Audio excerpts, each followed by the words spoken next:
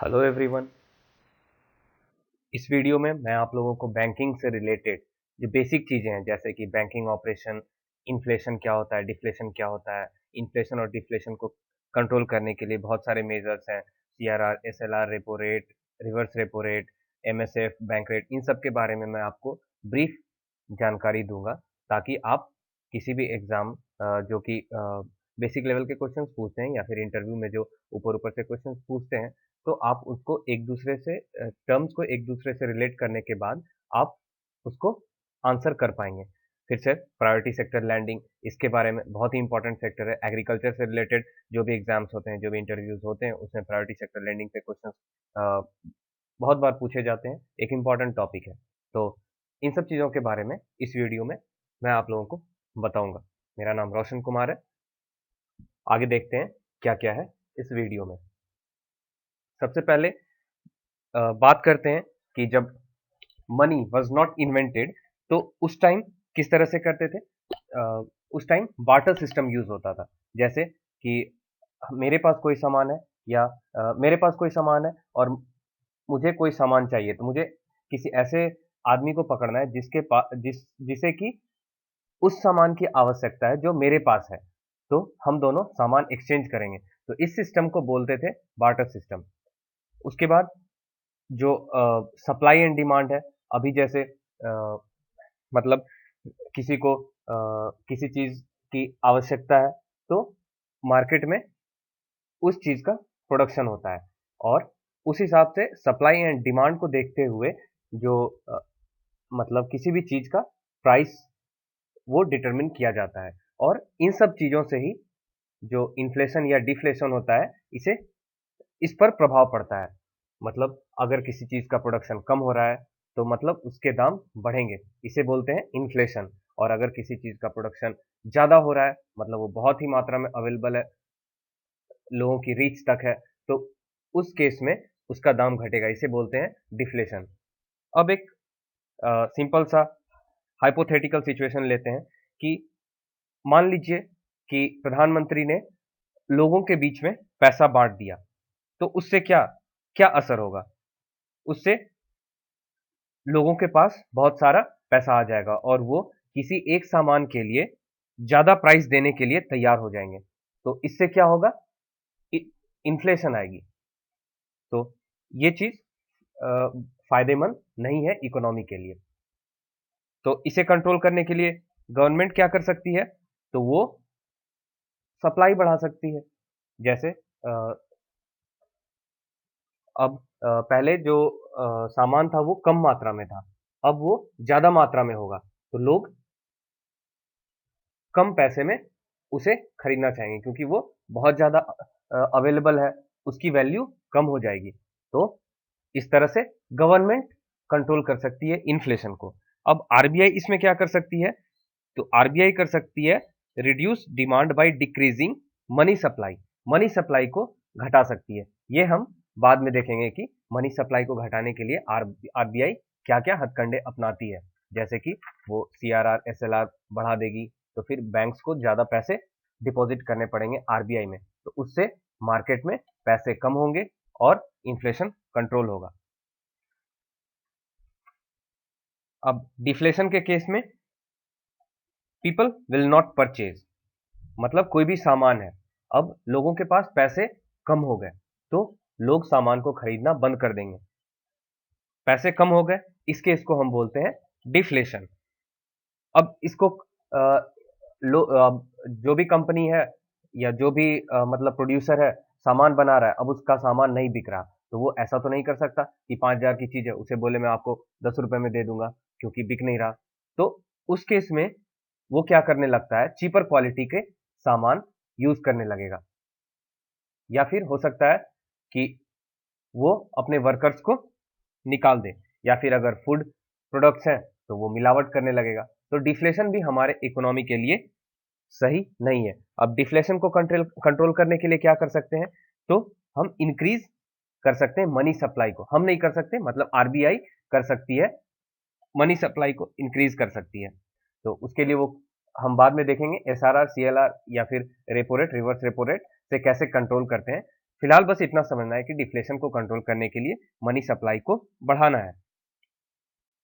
अब ये एक टेबल है, हम देख लेते हैं ताकि आप चीजों को याद रख सकें। टेबल को आपको याद रखना है, इससे आप सारे आंसर्स कर सकते हैं। अब इन्फ्लेशन को कंट्रोल करने के लिए रिड्यूस मनी सप्लाई, आरबीआई पैसे के सप्लाई को घटाती है मार्केट में। टाइट मनी पॉलिसी इसी को बोलते हैं, या फिर डियर मनी पॉलिसी, मतलब पैसे की कीमत बढ़ जाएगी, बढ़ नहीं जाएगी, मतलब हमें बढ़ाना है, उसे बोलते हैं डियर मनी पॉलिसी। मतलब अभी इन्फ्लेशन है, मतलब हम ज्यादा पैसे दे रहे हैं किसी सामान को खरीदने के लिए, मतलब पैसे की कीमत कम है, और हमें कौन सी पॉलिसी लगानी है, डियर मनी पॉलिसी, मतलब पैसे की कीमत को बढ़ानी है, मतलब हम कम पैसे ऑफर करें ज्यादा सामान खरीदने के लिए, मतलब किसी सामान को खरीदने के लिए पहले से हम कम पैसे दे रहे हैं, मतलब पैसे की कीमत बढ़ी हुई है, इसे बोलते हैं डियर मनी पॉलिसी। ठीक उसी तरह डिफ्लेशन में सारी चीजें उल्टी हो जाएंगी, जैसे increase money supply, easy money supply उसी को बोल रहे हैं, और चीप मनी पॉलिसी, मतलब कि पैसे की कीमत हमें घटानी है, तो हम ये मनी सप्लाई को बढ़ाकर, हम नहीं मतलब आरबीआई मनी सप्लाई को बढ़ाकर कर सकती है। अब मॉनेटरी पॉलिसीज के इंस्ट्रूमेंट कौन कौन से हैं, तो दो तरह के होते हैं, एक क्वांटिटेटिव और दूसरे क्वालिटेटिव। क्वांटिटेटिव में कौन कौन से आते हैं, रिजर्व रेशियो जैसे कि सीआरआर, एसएलआर, उसके बाद ओएमओ मतलब ओपन मार्केट ऑपरेशन, उसके बाद डिफरेंट तरह के रेट्स जैसे कि repo rate, reverse repo rate, MSF मतलब marginal standing facility, bank rates, liquid adjustment facility. तो ये सारी चीजें हैं क्वांटिटेटिव में। और क्वालिटेटिव में LTV, loan to value ratio, consumer credit control, rationing, moral suasion और डायरेक्ट एक्शन। अब हम वन बाय वन देखेंगे इनके बारे में, ये बहुत ही इंपॉर्टेंट है। और जो फर्स्ट चीज जहां से स्टार्ट होता है मतलब क्वेश्चन बनना, तो ये चीज है जहां से क्वेश्चन स्टार्ट होते हैं एक्चुअली में। अब सबसे पहले है रिजर्व रेशियोज, उसमें दो तरह के रिजर्व रेशियोज हैं, एक कैश रिजर्व रेशियो और दूसरा स्टैट्यूटरी लिक्विड रेशियो। तो ये एक्चुअली होता है और मतलब क्यों रखते हैं, तो सपोज कि बैंक के बहुत सारे कस्टमर्स हैं जिन्होंने अपने पैसे बैंक में डिपॉजिट कर रखे हैं। अब उन पैसों पर बैंक अपने कस्टमर्स को इंटरेस्ट देती है और कस्टमर्स को थोड़ा इनकम हो जाता है इंटरेस्ट के रूप में। अब दूसरा चीज क्या करती है बैंक, कि जो डिपॉजिट के पैसे हैं वो लोन के रूप में अपने दूसरे क्लाइंट्स को देती है, और जितना इंटरेस्ट उन्होंने अपने कस्टमर्स को दिया है उससे ज्यादा वो इंटरेस्ट लोन पर चार्ज करती है। तो उनका उसका इनकम मतलब बैंक का इनकम थोड़ा ज्यादा हो गया। सपोज इधर उन्होंने 4% दिया और उधर से उन्होंने 9% लिए, तो उन्हें एक नेट प्रॉफिट हो जाता है। तो इस तरह से वो अपना जो सारा बिजनेस है चलाती है। अब अगर सारे पैसे जो कस्टमर्स ने डिपॉजिट कर रखे हैं अगर बैंक ने लोन में दे दिया, और अचानक से एक दिन कस्टमर्स आते हैं और बोलते हैं कि हमें हमारा पैसा चाहिए, हमें ये काम करना है वो काम करना है, तो उस केस में प्रॉब्लम हो सकती है। बैंक के पास पैसे नहीं रहेंगे क्योंकि उसने लोन में दे रखे हैं, और लोन जब तक मैच्योर नहीं होगा वो अपने क्लाइंट्स को बोल नहीं सकती कि हमें मतलब पैसे वापस दो। तो इससे बचने के लिए जो आरबीआई है उसने बैंक्स को कहा कि आपको कैश रिजर्व रेशियो 4% और एसएलआर स्टैट्यूटरी लिक्विड रेशियो 20.5% आपको रिजर्व में रखना होगा, ताकि इमरजेंसी केस में बैंक रन ना हो। तो इसलिए ये सीआरआर और एसएलआर रखते हैं। हम इसका डेफिनेशन देखेंगे अगले स्लाइड में, पहले देख लेते हैं ये 4% और 20.5% कैलकुलेट करते हैं। कैसे करते हैं, एनडीटीएल पे। ये एनडीटीएल क्या होता है, net demand and time liabilities. अब डिमांड लायबिलिटीज कौन कौन से हैं, तो current account, saving account, demand draft, ये सारे डिमांड लायबिलिटीज हैं। और एक एवरेज आप डेटा याद कर लीजिए कि जो अभी करंट में डिमांड लायबिलिटीज है वो अराउंड 8000 बिलियन रुपीज है। और जो टाइम लायबिलिटीज है वो कौन कौन से हैं, fix deposit, recurrent deposits, cash certificates, staff security deposits, ये ये जो अभी मतलब एक एवरेज डेटा जो demand deposit sorry time liabilities है, इसका आप याद कर लीजिए 78,000 बिलियन रुपीज है। तो आपको इतना याद रखना है, डिमांड लायबिलिटीज जो है वो कम होता है टाइम लायबिलिटीज से, ये अक्सर होता है। अब net demand and time liabilities क्या हुआ? सपोज कि 100 करोड़, सपोज 120 करोड़ बैंक में किसी दिन जमा हुए और 20 करोड़ कस्टमर्स ने अपने मतलब निकाल लिए, तो जो नेट उनके पास बचा 100 करोड़, तो ये 100 करोड़ जो हो गया ये एनडीटीएल हो गया बैंक का पर डे।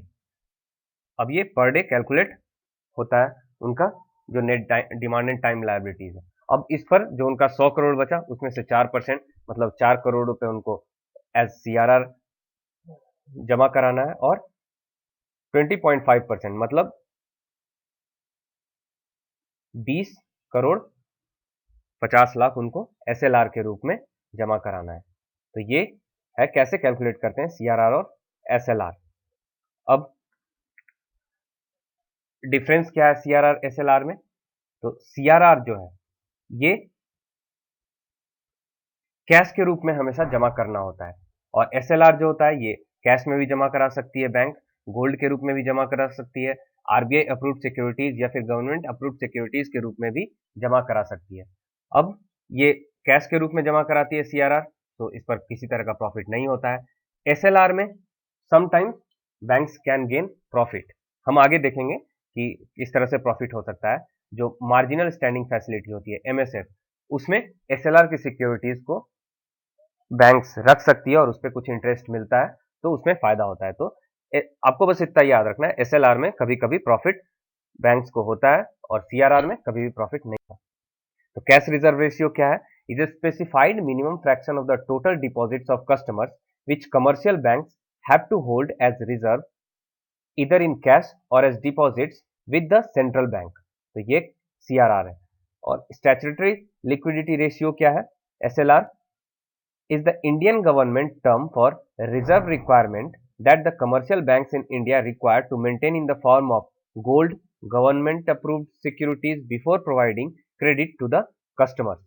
तो मैंने आपको ऑलरेडी बता दिया है कि लोन देने से पहले एक फिक्स्ड अमाउंट आरबीआई के पास जो बैंक है उनको रखना होता है, ताकि इमरजेंसी केस में बैंक रन ना हो, जब जनता अपने पैसे वापस मांगने लगे, इस तरह का अगर इमरजेंसी सिचुएशन आता है तो बैंक रन ना हो, इसलिए ये एसएलआर होता है।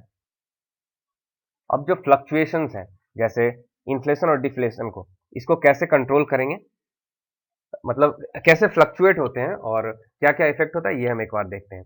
इन्फ्लेशन के केस में आरबीआई क्या करेगी?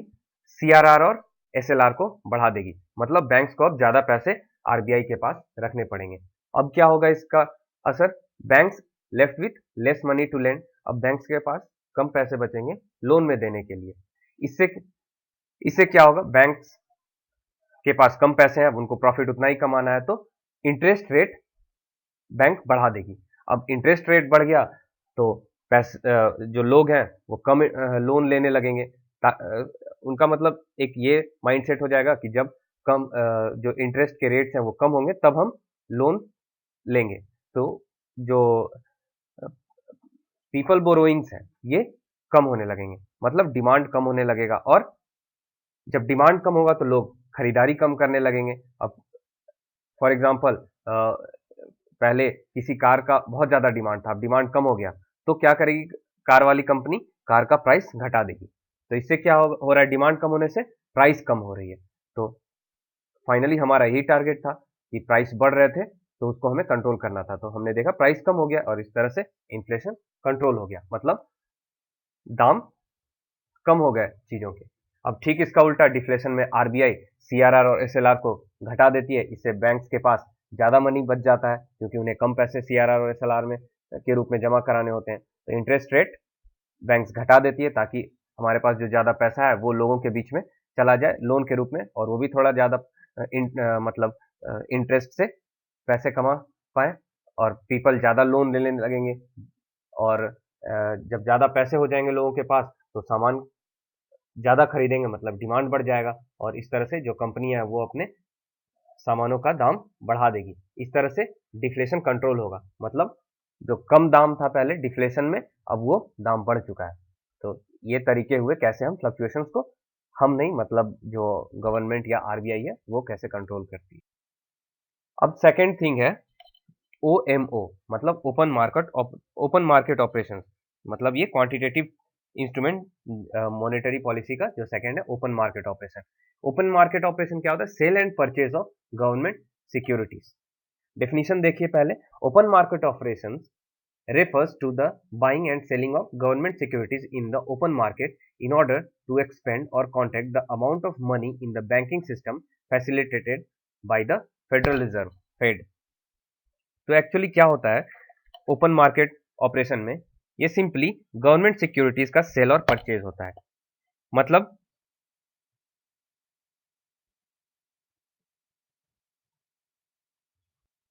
मतलब सरकार को अगर पैसे की जरूरत है, मान लीजिए जैसे बहुत सारे स्कीम्स आते हैं, नाबार्ड में पैसे देने हैं या फिर प्रधानमंत्री जनधन योजना वगैरह, बहुत सारे, जनधन योजना में तो अकाउंट खुलेगा, अलग अलग जो भी योजनाएं हैं, तो उनमें अगर पैसे की जरूरत है तो क्या करती है गवर्नमेंट?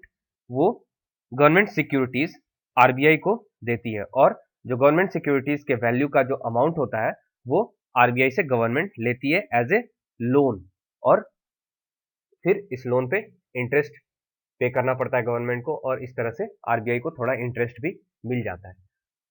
तो ये हुआ कैसे गवर्नमेंट पैसे ले रही है, और इस तरह से गवर्नमेंट के पास पैसे आ जाते हैं और फिर वो जनता के बीच में पैसों का लेन देन करती है और जो भी इकोनॉमी कंट्रोल करना होता है वो करती है।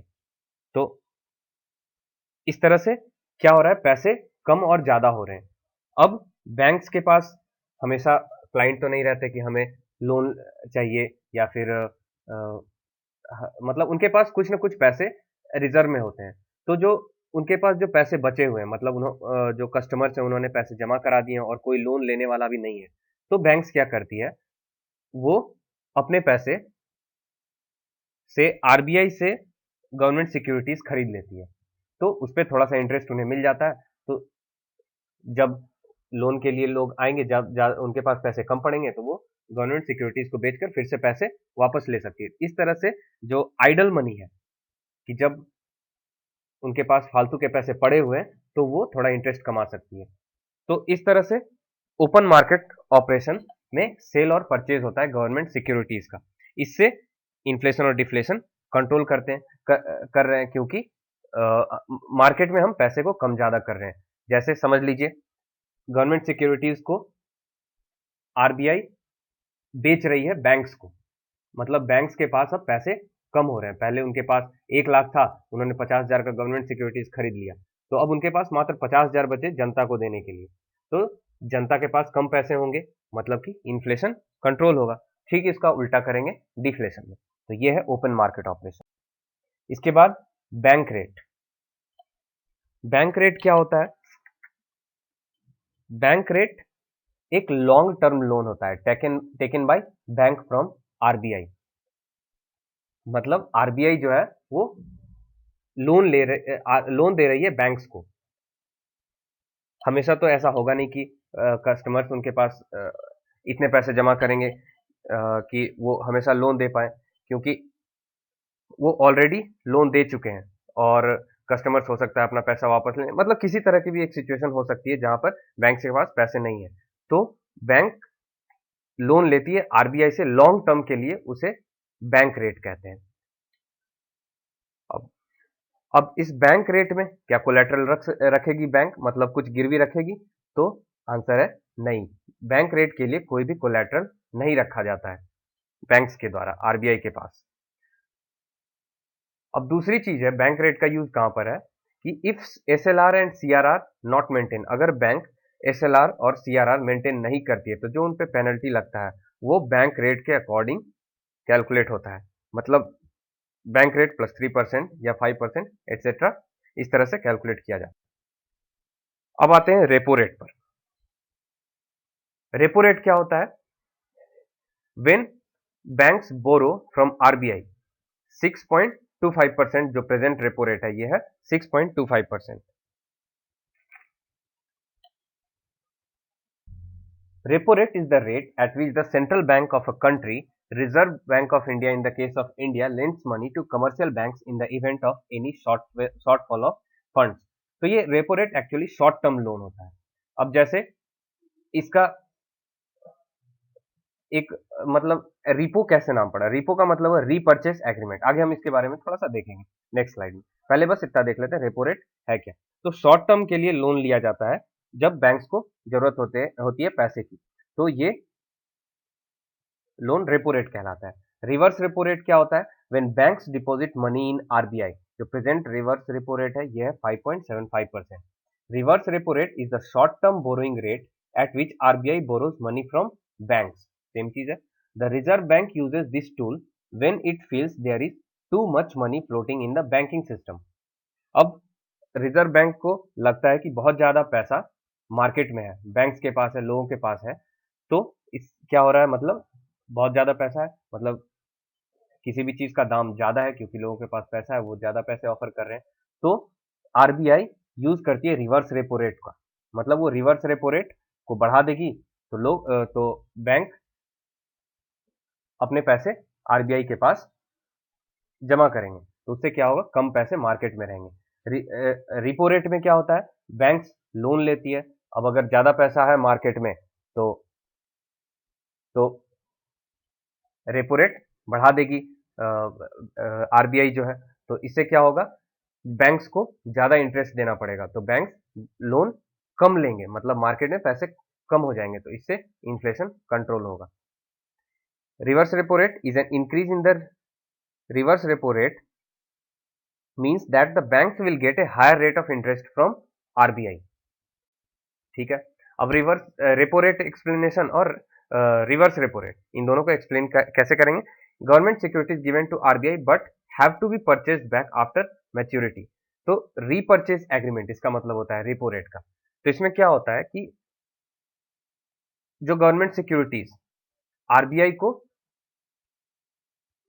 दिया जा रहा है उसे वापस खरीदेगी बैंक जब मैच्योरिटी का पीरियड ओवर हो जाएगा। तो इसमें एक रीपर्चेज एग्रीमेंट होता है कि मतलब जैसे मैंने कोई गवर्नमेंट सिक्योरिटीज मैंने नहीं, मतलब बैंक ने 100 करोड़ में 100 करोड़ के गवर्नमेंट सिक्योरिटीज आरबीआई को दिया और 100 करोड़ आरबीआई से बैंक ने ले लिया। अब एक एग्रीमेंट होगा, उसके तहत क्या करेगी बैंक, वो बोलेगी कि हम एक सप्ताह के बाद 108 करोड़ में ये गवर्नमेंट सिक्योरिटी वापस खरीदेंगे। तो यहाँ पर एक रीपर्चेज एग्रीमेंट हो रहा है। अब इसमें कोलेट्रल क्या क्या रखती है बैंक, तो गवर्नमेंट सिक्योरिटीज रख सकती है but not from SLR. SLR में जो ऑलरेडी सबमिट हो चुके हैं उसे नहीं रख सकती। रिवर्स रेपो रेट ये भी एक शॉर्ट टर्म लोन होता है बाय आरबीआई फ्रॉम बैंक, और या फिर अलग अलग क्लाइंट्स कौन कौन से हो सकते हैं, तो क्लाइंट्स कोई भी हो सकते हैं जैसे सेंट्रल एंड स्टेट गवर्नमेंट वगैरह, सभी रिवर्स रेपो रेट का इस्तेमाल कर सकते हैं। कोलेट्रल में गवर्नमेंट सिक्योरिटीज रखते हैं। और 2000, ये एक इंपॉर्टेंट टर्म है, 2011 में एक रूल बना था कि रिवर्स रेपो रेट जो है वो रेपो रेट से एक कम होगा, लेकिन अब ऐसा नहीं है। जो फोर्थ मॉनेटरी मतलब जो रेट्स वगैरह इन्होंने रघुराम राजन ने जब अपना चौथा जो रेट वगैरह दिया था रिवर्स रेपो रेट, उसमें उन्होंने इस चीज को बदल दिया और उन्होंने जो डिफरेंस था वो 0.5 कर दिया। तो जो अभी प्रेजेंट में रेपो रेट है वो 6.25% है और रिवर्स रेपो रेट जो है वो 5.75% है। और जो तो ये हो गया पूरा रेपो रेट और रिवर्स रेपो रेट। अब देखते हैं कि एलएएफ मतलब लिक्विडिटी एडजस्टमेंट फैसिलिटी और एमएसएफ मतलब मार्जिनल स्टैंडिंग फैसिलिटी, इसमें क्या डिफरेंस है। मार्जिनल स्टैंडिंग फैसिलिटी जो होता है ये ओवरनाइट जो लोन लिया जाता है ये होता है, मतलब एकदम इमीडिएट अगर बैंक को जरूरत है पैसे की तब वो एमएसएफ का यूज करते हैं। तो मिनिमम 5 करोड़ होता है एलएएफ, और जो मार्जिनल स्टैंडिंग फैसिलिटी है ये मिनिमम 1 करोड़ है, इससे कम नहीं लिया जा सकता। लिक्विड एडजस्टमेंट फैसिलिटी जो यहाँ है ये मतलब रेपो रेट और रिवर्स रेपो रेट को लिक्विड एडजस्टमेंट फैसिलिटी कहते हैं। तो उस केस में 5 करोड़ मिनिमम होता है। इसमें ऑल क्लाइंट्स अवेलेबल होते हैं जैसे कि स्टेट गवर्नमेंट, सेंट्रल गवर्नमेंट भी repo rate reverse repo rate का इस्तेमाल कर सकते हैं। लेकिन जो एमएसएफ है मार्जिनल स्टैंडिंग फैसिलिटी, ये केवल शेड्यूल्ड कमर्शियल बैंक्स के लिए होता है। अब banks can not use SLR quota for LAF liquid adjustment facility, already मैं बता चुका हूं। और एमएसएफ में can use SLR quota, but इसकी भी एक लिमिट है 0.75% ऑफ NDTL, बस इतना ही MSF के रूप में लोन बैंक ले सकती है। LF में कोई लिमिट नहीं हो सकता है। बोरो अकॉर्डिंग टू योर सिक्योरिटीज, मतलब बैंक जितनी भी सिक्योरिटीज चाहे उसका इस्तेमाल करके रेपो रेट और रिवर्स रेपो रेट पे पैसे ले सकते। अब डायरेक्ट कंट्रोल, वो सारी बातें तो हो गई इनडायरेक्ट की। अब डायरेक्ट कंट्रोल में लोन टू वैल्यू रेशियो, मतलब लोन टू वैल्यू रेशियो का मतलब क्या हुआ, जैसे कोलैटरल रख रही है, मतलब जो भी कस्टमर है बैंक में आकर लोन ले रहे हैं तो उन्हें कुछ कोलैटरल रखना होता है, तो वो घर गिरवी रख देंगे कुछ भी, तो घर की कीमत मान लेते हैं कि 100 करोड़ है। तो जो लोन टू वैल्यू रेशियो है ये यही डिस्क्राइब करता है कि 100 करोड़ का अगर कोलैटरल दे रहा है कस्टमर तो उसे कितना लोन दिया जा सकता है। तो अगर 50% है loan to value ratio, 100 crore के कोलैटरल पे केवल 50 करोड़ लोन दिया जा सकता है। इस तरह से ये लोन टू वैल्यू रेशियो होता है। The loan to value ratio is a financial term used by lenders to express the ratio of a loan to the value of an asset purchased. अब कंज्यूमर क्रेडिट कंट्रोल क्या होता है? Consumer credit control में जो मतलब instalment, down payment, ये सब चीजें आरबीआई जो है वो फिक्स करती है ताकि जो मनी का सप्लाई है मार्केट में उसे कम किया जा सके। रैशनिंग मतलब जैसे रैशनिंग मतलब जैसे प्रायोरिटी सेक्टर लेंडिंग में इतना पैसा देना है, इस मतलब इस सेक्टर में इतने पैसे का लोन देना है, तो ये सारी चीजें रैशनिंग के अंडर आती है। प्रायोरिटी सेक्टर लेंडिंग बहुत ही इंपॉर्टेंट है, ये पूछा जा सकता है, मतलब इंटरव्यू वगैरह में इससे रिलेटेड क्वेश्चन पूछते हैं, या फिर अभी जैसे एग्रीकल्चर फील्ड ऑफिसर का एग्जाम हुआ था, स्पेशलिस्ट ऑफिसर, उसमें प्रायोरिटी सेक्टर लेंडिंग के 3 क्वेश्चन थे कि एग्रीकल्चर में कितना होता है, वीकर सेक्शन में कितना होता है, तो ये इंपॉर्टेंट है। प्रायोरिटी सेक्टर लेंडिंग का मतलब होता है कि बैंक्स को एक फिक्स टारगेट दे दिया जाता है कि आपको, आप मान लीजिए 100 करोड़ का लोन पूरे साल में दे रहे हैं, तो उसमें से आपको 40% इस सेक्टर में देना है, इस सेक्टर में देना है, तो ये एक टारगेट फिक्स कर दिया जाता है। तो ये टारगेट क्या है, देसी और मतलब फॉरेन बैंक्स और इंडिजिनस बैंक्स जो है, फॉरेन बैंक के केस में जिनके ब्रांचेस 20 से ज्यादा है उनको 40% अपना लोन जो है वो प्रायोरिटी सेक्टर में देना है, और फॉरेन बैंक्स जिनके ब्रांचेस 20 से कम है उनके लिए ये जो टारगेट है ये 32% है। ये क्यों है कम, आप समझ सकते हैं, 20 ब्रांच से कम है अगर फॉरेन बैंक्स, तो ये बड़े बड़े शहर में होंगे तो वो कहाँ प्रायोरिटी सेक्टर में दे पाएंगे, तो इसलिए इनका कम होता है। अगर ये अपने टारगेट नहीं पूरा करते हैं तो इसके लिए रूल है, जैसे कि उन्हें अपने पैसे जो जो टारगेट उन्होंने मतलब नहीं पूरा किया, मान लीजिए 40% टारगेट है और उन्होंने 30% टारगेट ही पूरा किया है, तो 10% उन्हें पैसे एज पेनाल्टी टू देना पड़ता है, किसे, RIDF, rural infra development fund. तो इस तरह से ये चीजें ज्यादा नहीं पूछेगी। तो ये था हमारा जो बेसिक बैंकिंग से रिलेटेड, जो बेसिक कैसे काम करते हैं बैंक्स, और क्या क्या मॉनेटरी पॉलिसीज यूज किए जाते हैं आरबीआई के द्वारा मनी सप्लाई को कंट्रोल करने के लिए, महंगाई को कंट्रोल करने के लिए, इन्फ्लेशन डिफ्लेशन, जो CRR SLR वगैरह सारी चीजें हमने इस एक वीडियो में देखा। ये हमारा जो यूट्यूब का चैनल है एग्रीकल्चर फील्ड ऑफिसर IBPS। अगर आपको ये वीडियो अच्छा लगा तो प्लीज़ वीडियो को लाइक कीजिए, अपने दोस्तों के बीच शेयर कीजिए ताकि ज़्यादा से ज़्यादा लोग इसका फ़ायदा उठा सकें। फेसबुक पे हमारा पेज है agriculture field officer IBPS, same नाम से, उसे आप लाइक कीजिए ताकि जो लेटेस्ट नोटिफिकेशन हैं, हम जो भी वीडियोज़ अपलोड करते हैं यूट्यूब पे, वो हम फेसबुक पे शेयर कर देते हैं ताकि आपको जल्दी से जल्दी मिल जाए, क्योंकि यूट्यूब पे बहुत ज़्यादा लोग लॉगिन नहीं होते, लेकिन फेसबुक पे तो हमेशा पता चल जाता है। तो इसलिए आप फेसबुक के पेज को लाइक कीजिए। अगर किसी तरह की क्वेरी है तो आप कमेंट करके हमें बता सकते हैं, किस तरह के वीडियो चाहिए ये भी आप हमें बता सकते हैं। हम सारे कमेंट्स पढ़ते हैं और उसके अकॉर्डिंग अपना नेक्स्ट वीडियो बनाते हैं।